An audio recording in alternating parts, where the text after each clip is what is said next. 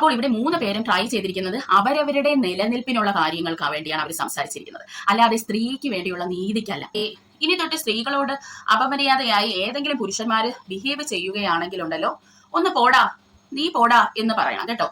അല്ലെങ്കിൽ അദ്ദേഹം വല്ല ഡ്രഗിനും അഡിക്റ്റ് ആണോ, അല്ലെങ്കിൽ വെള്ളം അടിച്ചിട്ടാണോ, സ്മോക്ക് ചെയ്തിട്ടാണോ, അല്ലാതെ എന്തെങ്കിലും മാനസികമായ വിഭ്രാന്തിയിലാണോ നിങ്ങളടുത്ത് ഇതൊക്കെ പറഞ്ഞത് എന്ന് നിങ്ങളൊന്ന് അന്വേഷിച്ചിട്ട് അവരോടൊന്ന് ക്ഷമിക്കണം കേട്ടോ. അവർക്ക് അതൊരു ലൈസൻസ് ആക്കി ഇനി നമ്മൾ നൽകണം. കാരണം വെള്ളം അടിച്ച് കഞ്ചാവോ അല്ലെങ്കിൽ മാനസികമായി വേറെ ഏതെങ്കിലും പ്രശ്നമുള്ള, അല്ലെങ്കിൽ നമ്മുടെ കുടുംബത്ത് എന്തെങ്കിലും പ്രശ്നമുള്ള ഒരാളായിരിക്കും വന്ന് സ്ത്രീകളോട് വളരെ അപമര്യാദയായി പെരുമാറുന്നത്. അപ്പോൾ അതിനെ കണക്കിലെടുത്ത് നിങ്ങൾ അവരോടെല്ലാം ക്ഷമിക്കണം കേട്ടോ. ആ ഒരു രീതിയിലൊക്കെയാണ് ഇപ്പോൾ നമ്മുടെ സ്ത്രീകൾക്ക് വേണ്ടി സംസാരിക്കേണ്ട പല ആൾക്കാരും വന്ന് സംസാരിക്കുന്നത്. അതിൽ ഒന്നാമത് നിൽക്കുന്നതാണ് നമ്മുടെ മാലാ പാർവതി. പുള്ളിക്കാരി പറയുന്നത്, സ്ത്രീകളല്ലേ ഇങ്ങനെയൊക്കെ പലതും വന്ന് പുരുഷന്മാർ ചോദിക്കും, അന്നേരം നീ പോടാ എന്ന് നമ്മൾ അങ്ങ് പറയണം എന്നാണ് മാലാ പാർവതി പറയുന്നത്. അൻസിബ ഹസൻ പറയുന്നതാണെങ്കിലോ, ഷൈൻ ടോം ചാക്കോ ലഹരിക്ക് അടിമയാണ്, അതൊരു മാരകമായ അസുഖമാണ്. അതുകൊണ്ട് തന്നെ നമ്മൾ അദ്ദേഹത്തിനെ ഒരിക്കലും മാറ്റി നിർത്തൽ, അദ്ദേഹത്തെ സപ്പോർട്ടാണ് ചെയ്യേണ്ടത്. അതായത് നാളെ നമ്മുടെ ഷൈൻ ടോം ചാക്കോ കഞ്ചാവൊക്കെ അടിച്ചിട്ട് ആരെങ്കിലും പീഡിപ്പിക്കാൻ ശ്രമിച്ചാൽ പോലും നമ്മൾ എന്താണ് ചെയ്യേണ്ടത്? നമ്മൾ ക്ഷമിക്കണം. കാരണം ചേട്ടൻ കഞ്ചാവ് അടിച്ചിട്ടല്ലേ ചെയ്തിരിക്കുന്നത്, സ്വബോധത്തിലല്ലല്ലോ. അതുകൊണ്ട് നമ്മൾ അങ്ങ് ക്ഷമിക്കണം എന്നാണ് നമ്മുടെ അൻസിബ ഹസൻ പറഞ്ഞ് വരുന്നത്. പിന്നെ അടുത്ത ഒരാളെന്ന് പറയുന്നത് ശിവാനി ഭായ്. അപ്പോൾ ഈ ശിവാനി ഭായ് ആരാണ്? നമുക്ക് അധികം വലിയ പരിചയമൊന്നുമില്ലല്ലേ. അപ്പോൾ ഇവരെ ഞാൻ പ്രത്യേകിച്ച് ശ്രദ്ധിക്കാൻ ഒരു കാര്യമുണ്ട്. കാരണം ഇവരെന്റെ സീനിയറായിട്ട് പഠിച്ചിട്ടുള്ളതാണ് കേട്ടോ. അപ്പോൾ എങ്ങനെയാണ് ഈ ഹണി എന്നുള്ള പേരിൽ നിന്ന് ഇവര് ശിവാനി ഭായ് ആയതെന്ന് എനിക്കറിയില്ല. ഞാൻ അന്വേഷിച്ചപ്പോൾ എനിക്ക് മനസ്സിലായത് ഇവര് കുറച്ച് സിനിമകളിലൊക്കെ വർക്ക് ചെയ്തിട്ടുണ്ടായിരുന്നു. അതുമായി ബന്ധപ്പെട്ട് നെയിം ചേഞ്ച് ചെയ്തതെന്നാണ് മനസ്സിലാക്കാൻ സാധിക്കുന്നത്. അപ്പോൾ എന്റെ സീനിയർ ആയിരുന്നു, ഞങ്ങൾ ഒരുമിച്ച് പാട്ട് പഠിച്ചിട്ടുണ്ട് കുറച്ച് ഒരിടത്ത്. അതുപോലെ തന്നെ ഞങ്ങൾ പ്രെയർ ഗ്രൂപ്പിലും സംഘഗാനത്തിലും ഒക്കെ ഒരുമിച്ച് പാടിയിട്ടൊക്കെ ഉള്ള വ്യക്തികളാണ്. അത് മാത്രമല്ല എൻ്റെ അമ്മ വീട്ടിന്റെ കുറച്ച് അടുത്തുകൂടെയാണ് ഇവരെ വീടെന്ന് പറയുന്നത്. പിന്നെ ചേച്ചിയുടെ ഹയർ സ്റ്റഡീസിനായിട്ട് പുള്ളിക്കാരത്തി ട്രിവാൻഡ്രം സിറ്റിയിലോട്ട് മാറി. ഇത്രയാണ് എനിക്കറിയാവുന്ന ഡീറ്റെയിൽസ് എന്ന് പറയുന്നത്. പിന്നെ ഇവർ കുറച്ച് സിനിമകളിലൊക്കെ അഭിനയിച്ചിട്ടുണ്ട്, നമ്മുടെ ജയറാമിന്റെ. പിന്നെ ഇവർ അഭിനയിച്ചത് ലാലേട്ടന്റെ സിനിമയായ ഗുരുവില് അഭിനയിച്ചിട്ടുണ്ട്. അതിൽ ഈ കുറെ ആളുകളുടെ ഇടയിൽ ഇവർ വന്നിട്ടുണ്ടായിരുന്നു. അങ്ങനെ കുറച്ച് സിനിമകളിൽ അവർ ട്രൈ ചെയ്തിട്ടുണ്ടായിരുന്നെങ്കിലും ഇവർ വിചാരിച്ച രീതിയിൽ ഇവർക്ക് സിനിമയിൽ പിടിച്ചു നിൽക്കാനായിട്ട് സാധിച്ചുണ്ടായിരുന്നില്ല. അതിനിടയ്ക്ക് വെച്ച് നമ്മളിങ്ങനെ കേട്ടറിഞ്ഞു പുള്ളിക്കാരി ഒരു IPL എന്തോ ഉള്ള ഒരു ക്രിക്കറ്ററിനെയാണ് വിവാഹം കഴിച്ചതെന്ന്. പിന്നെ അത് കഴിഞ്ഞ് പുള്ളിക്കാരിക്ക് ക്യാൻസർ വന്നിട്ടുണ്ടായിരുന്നു. അങ്ങനെ പുള്ളിക്കാരി കുറെ നാള് തന്നെ ഈ ഫീൽഡിൽ നിന്ന് മാറി നിന്നു കേട്ടോ. പിന്നെ ക്യാൻസറിനൊക്കെ ഇവര് ഭേദപ്പെട്ടിട്ട് ഇവരൊരു വരക്കം വന്നിട്ടുണ്ടായിരുന്നു. അതെപ്പോഴാന്ന് വെച്ചാൽ നമ്മുടെ ഹേമ കമ്മിറ്റി റിപ്പോർട്ട് വന്ന് ഭയങ്കര ഇഷ്യൂസ് ഒക്കെ നടക്കുന്നു. നമ്മുടെ ലാലേട്ടനെ കുറെ ആൾക്കാർ ചേർന്ന് ബാക്ക് സ്റ്റാബ് ചെയ്യുന്നു. ലാലേട്ടന് ഒരിക്കപ്പുറതി ഇല്ലാത്ത ഒരു സമയത്ത് ഇവര് വന്നിട്ട് അന്ന് ലാലേട്ടന് വേണ്ടി സംസാരിക്കുന്നുണ്ടായിരുന്നു. അതുപോലെ തന്നെ കുറെ വെള്ള പൂശാനും ഒക്കെ ശ്രമിക്കുന്നുണ്ടായിരുന്നു. അത് കഴിഞ്ഞ് പിന്നെ ഒരു ഗ്യാപ്പ് വന്നു. അതായത് വിചാരിച്ച രീതിയിൽ പുള്ളിക്കാരിക്ക് അങ്ങനെ ശ്രദ്ധയൊന്നും വിചാരിച്ച രീതിയിൽ നേടാൻ പറ്റാത്തത് കൊണ്ട് തന്നെ പിന്നെ കുറച്ച് നാൾ പുള്ളിക്കാരനെ കാണാനില്ലായിരുന്നു. അത് കഴിഞ്ഞതേ ഇപ്പോൾ ന്യൂസ് 18 ഡിബേറ്റിലാണ് ഞാൻ പുള്ളിക്കാരിനെ കാണുന്നത്. അപ്പോൾ ഇതിലും പുള്ളിക്കാരി ആ ശൈലി തന്നെ തുടർന്നു. അതായത് നമ്മുടെ ഷൈൻ ടോം ചാക്കോവിനെ നല്ല രീതിയിൽ തന്നെ വെളുപ്പിക്കാനായിട്ട് ശ്രമിച്ചു. അത് മാത്രമല്ല ശ്രീനാഥ് ബാസിനെയും വെളുപ്പിക്കാനായിട്ട് ശ്രമിച്ചു. അപ്പൊ അതിന്റെ ചെറിയൊരു ക്ലിപ്പ് നമുക്ക് കണ്ടിട്ട് വരാം. ഒരു സെക്കൻഡ്, ഞാൻ ഇതിനെ പറ്റി ഒന്നല്ല സംസാരിക്കാൻ വരുന്നത്. ഇപ്പൊ ലഹരി എന്ന് പറയുന്നത് ഈ ഡ്രഗ്സും കഞ്ചാവും മാത്രമേ കിട്ടുള്ളൂ. അതായത് ഇപ്പൊ പറയുന്നത് വെച്ചാൽ കഞ്ചാവ് അല്ലെങ്കിൽ ഡ്രഗ്സ് യൂസ് ചെയ്തത് കൊണ്ട് ഇപ്പൊ നമ്മൾ ശരിക്കും പറഞ്ഞാൽ ഇവിടെ നടന്നത്, ഈ പറയുന്ന ഒരു നടിയെ ഈ നടൻ കമന്റ് അടിച്ചു. അത് ഇപ്പൊ നിങ്ങൾ ഉദ്ദേശിക്കുന്നതെന്ന് വെച്ചാൽ ഇയാൾ കഞ്ചാവ് യൂസ് ചെയ്തു അല്ലെങ്കിൽ ഡ്രഗ്സ് യൂസ് ചെയ്തത് കൊണ്ടാണ് ഇങ്ങനെ നടന്നല്ലേ.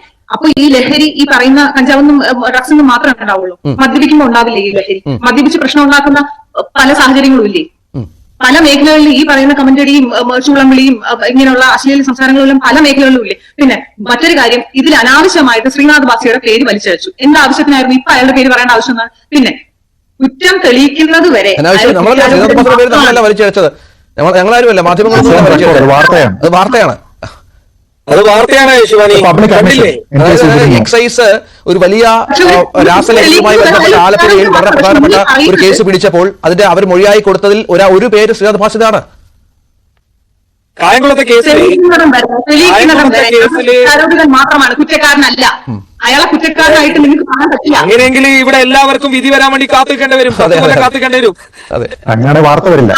അപ്പോൾ നമ്മുടെ ശിവാനി നല്ല രീതിയിൽ തന്നെ വെളുപ്പിക്കാനായിട്ട് ശ്രമിച്ചു. പക്ഷെ ആ വെളുപ്പീര് അങ്ങ് നടന്നില്ല കേട്ടോ. കാരണം ബാക്കിയുള്ളവരെല്ലാവരും തന്നെ അവർക്ക് നല്ല ചുട്ട മറുപടിയാണ് കൊടുത്തത്.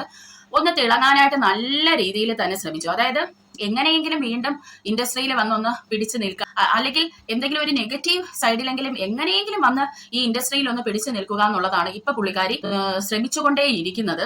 എത്രത്തോളം അത് നടപ്പിലാകുമെന്ന് എനിക്കറിയില്ല. ഇവിടെ എനിക്ക് പറയാനുള്ളത്, ഈ പുള്ളിക്കാരത്തി എന്ന് പറയുന്ന നല്ല കഴിവുള്ള ഒരു സ്ത്രീയാണ് കേട്ടോ. നന്നായിട്ട് പാട്ട് പാടും, എല്ലാ എക്സ്ട്രാ കരിക്കുലർ ആക്ടിവിറ്റീസിലും പഠനത്തിലായിരുന്നാലും മുന്നിൽ നിൽക്കുന്ന ഒരു സ്ത്രീയാണ് ഈ ഹണി എന്ന് പറയുന്നത്. ആ പുള്ളിക്കാരി എങ്ങനെയാണ് ഇങ്ങനെയൊക്കെ വന്നിരുന്ന് സംസാരിക്കുന്നതെന്നാണ് ഞാൻ ചിന്തിച്ചു പോയി. അവരുടെ ഈ കഴിവും പ്രശസ്തിയും എല്ലാം അവർക്ക് നല്ല കാര്യങ്ങൾക്ക് യൂസ് ചെയ്യാമായിരുന്നു. ശരിക്കും ഞാൻ ഇവരോട് ഒരു രീതിയിലും യോജിക്കുന്നില്ല കേട്ടോ. എന്തായിരുന്നാലും അവരുടെ ആഗ്രഹം പോലെ അവർ ഏതെങ്കിലും രീതിയിലൊക്കെ ഇങ്ങനെ തിളങ്ങി നിൽക്കട്ടെ, അല്ലേ? അങ്ങനെ നമുക്ക് പറയാനായിട്ട് പറ്റത്തുള്ളൂ. എന്തായിരുന്നാലും നെഗറ്റീവ് പബ്ലിസിറ്റി ആയിട്ട് വരുന്ന ആൾക്കാർ അധിക നാളൊന്നും തിളങ്ങി നിൽക്കാറില്ല എന്നുള്ളത് ഈ ശിവാനി ഒന്ന് മനസ്സിലാക്കിയാൽ വളരെ നല്ലതായിരുന്നു. ഇനി നമുക്ക് മാലാ പാർവതി പറഞ്ഞതിലോട്ട് വരാം. പുള്ളിക്കാരി പറയുന്നതെന്ന് വെച്ചാൽ, പെണ്ണുങ്ങളല്ലേ, ആണുങ്ങൾ വന്ന് എന്തെങ്കിലുമൊക്കെ പറയും, അപ്പൊ പോടാന്നങ്ങ് പറഞ്ഞാൽ മതി എന്നുള്ള രീതിയിലാണ് നമ്മുടെ മാലാ പാർവതി പറയുന്നത്. ഒരു വശത്തുനിന്ന് നോക്കുമ്പോൾ അത് ശരിയാണ്. നമ്മൾ സ്ത്രീകൾ നമ്മളുടെ പ്രൊട്ടക്ഷൻ എന്തിനാണ് മറ്റുള്ളവരെ ഏൽപ്പിക്കുന്നത്? നമ്മളോട് ഒരാൾ വന്ന് എന്തെങ്കിലും സംസാരിക്കുമ്പോൾ അതിന് തക്കതായ മറുപടി തിരിച്ച് കൊടുക്കാൻ നമ്മൾ പ്രാപ്തരാണെങ്കിൽ ഒരിക്കലും നമ്മൾക്ക് ഇങ്ങനെയുള്ള കാര്യങ്ങൾ നേരിടേണ്ടി വരത്തില്ല. ഇപ്പോൾ അന്ന് തന്നെ ഈ ഷൈൻ ടോം ചാക്കോ ഇങ്ങനെ സംസാരിച്ചെന്ന് പറയുന്നു. അങ്ങനെ പറയുമ്പോൾ ഈ വിൻസി നല്ല രീതിയിൽ തന്നെ ചുട്ട മറുപടി കൊടുത്താൽ പിന്നെ ഒരിക്കൽ വന്നിട്ട് അയാൾ ഈ ഒരു സംസാരിക്കൂല. അത് മാത്രമല്ല, ഈ ഒരു ഭയം ഉള്ളിൽ കിടക്കുന്നതുകൊണ്ട് തന്നെ മറ്റൊരു സ്ത്രീയോട് പോയി സംസാരിക്കാനും ഇവരൊന്നും മടിക്കും. അങ്ങനെ ഇത് പതുക്കെ നമ്മുടെ സൊസൈറ്റിയിൽ നിന്ന് പോകും. ഇവിടെ നമ്മൾ സ്ത്രീകൾ എന്താണ് ചെയ്യുന്നത്? ആരെങ്കിലും ഒരു പുരുഷൻ വന്ന് എന്തെങ്കിലും ചെയ്താൽ നമ്മൾ ഉടനെ മറ്റുള്ളവരുടെ അടുത്താണ് ചെന്ന് പറയുന്നത്. ഒന്നീ നമ്മുടെ സഹോദരന്റെ അടുത്ത്, അച്ഛന്റെ അടുത്ത്, അല്ലെങ്കിൽ ഹസ്ബൻഡിനോട്, അല്ലെങ്കിൽ വല്ല പോലീസ് സ്റ്റേഷനിലും ഒക്കെ പോയി നമ്മൾ പറയുകയാണ് ചെയ്യുന്നത്, അല്ലെ? അതൊരു ശരിയായ രീതിയാണെന്ന് എനിക്ക് തോന്നുന്നില്ല. ഇപ്പോൾ റേപ്പ് പോലത്തെ എന്തെങ്കിലും അറ്റംപ്റ്റ് ആണെങ്കിൽ ഓക്കെ, നമുക്ക് പോലീസ് സ്റ്റേഷനിൽ പോവേണ്ട ആവശ്യം വരുന്നുണ്ട്. എന്നാൽ മറ്റുള്ള ഇങ്ങനെയുള്ള എന്തെങ്കിലും അസഭ്യം പറയുകയോ ഒക്കെ ചെയ്യുവാണെങ്കിൽ നമ്മൾ തന്നെ തിരിച്ച് നല്ല ചുട്ട മറുപടി കൊടുക്കേണ്ടത് അത്യാവശ്യമാണ്. ഇനി ഇതിന്റെ മറ്റൊരു സൈഡ് നോക്കാം. ഇവിടെ വിൻസി ഇങ്ങനെ ഒരു കാര്യം പറഞ്ഞ സ്ഥിതിക്ക് മാലാ പാർവതി വിൻസിയെ സപ്പോർട്ട് ചെയ്തായിരിക്കണമായിരുന്നു സംസാരിക്കേണ്ടത്. കാരണം അവരവിടെ ഹെൽപ്ലെസ് ആയിട്ട് അവർക്ക് ഒരു നീതി വേണം എന്ന് പറഞ്ഞാണ് അവർ കംപ്ലൈന്റ് അമ്മയിലും ഒക്കെ കൊടുത്തിരിക്കുന്നത്. അതുകൊണ്ട് തന്നെ സ്ത്രീകൾക്ക് വേണ്ടി സംസാരിക്കുന്ന ഇവരെ പോലുള്ളവര് ഇങ്ങനെ സംസാരിച്ചത് ഒട്ടും ശരിയായില്ലെന്ന് തന്നെ പറയേണ്ടതായിട്ടുണ്ട്.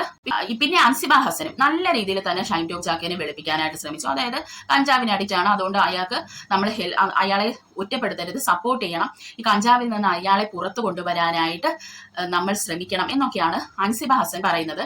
അങ്ങനെയാണെങ്കിൽ നമുക്ക് ജയിലൊന്നും ആവശ്യം വരത്തില്ല.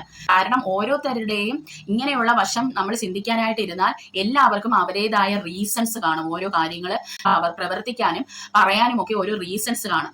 ആ റീസൺസ് ഒക്കെ കണ്ടിട്ട് അവരോട് സഹതപിക്കാൻ നിന്നാൽ എവിടെ ചെന്നെത്തും ഈ സമൂഹം?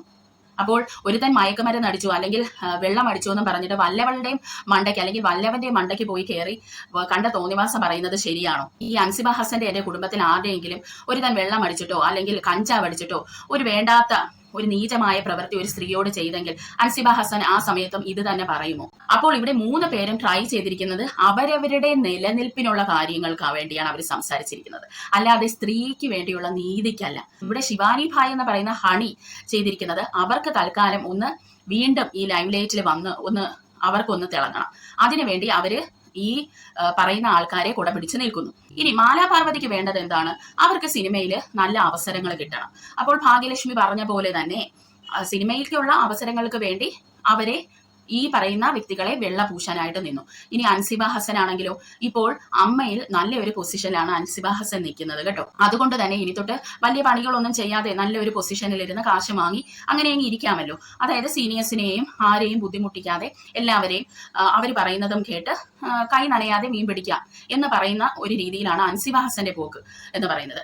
അപ്പോൾ ഇവർ 3 പേരും അവരവരുടെ സ്വാർത്ഥ താല്പര്യങ്ങൾക്ക് വേണ്ടിയാണ് ഇവിടെ സംസാരിച്ചിരിക്കുന്നത്. അത് മാത്രമല്ല, സ്ത്രീകൾക്ക് ഇങ്ങനെയൊക്കെ സംഭവിക്കും, ഇതൊക്കെ ഒരു സർവ്വസാധാരണമായ കാര്യമാണ് എന്നും കൂടെ സ്ഥാപിക്കാനാണ് ഇവരെല്ലാം ശ്രമിച്ചിരിക്കുന്നത്.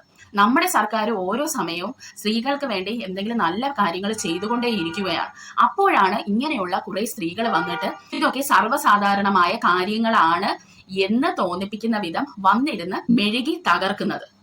അപ്പോൾ പ്രിയ സുഹൃത്തുക്കളെ, നമ്മൾ ആരും ഇവരൊക്കെ പറയുന്നത് കേട്ട് വിശ്വസിക്കാനിരിക്കരുത്. നമ്മൾ ചെയ്യേണ്ടത്, നമ്മളോട് ഒരാളെ മോശമായി പെരുമാറിയാൽ നല്ല ചുട്ട മറുപടി ആ സ്പോട്ടിൽ തന്നെ ആര് നിൽക്കുന്നെന്ന് പോലും നോക്കാതെ നമ്മൾ തിരിച്ച് നല്ല മറുപടി കൊടുക്കുക. ഹെൽപ്പ് വേണമെങ്കിൽ നമ്മൾ ഉറപ്പായും പോലീസ് സ്റ്റേഷനിൽ പോയി അത് കംപ്ലൈന്റ് കൊടുക്കുക തന്നെ വേണം. അങ്ങനെയേ നമുക്ക് ഇവരെയൊക്കെ പിടിച്ചു കെട്ടാനായിട്ട് സാധിക്കത്തുള്ളൂ. അപ്പോൾ അടുത്ത ഒരു വീഡിയോയുമായി വരുന്നവരെ ചിൽഡ്രൻ ബൈ.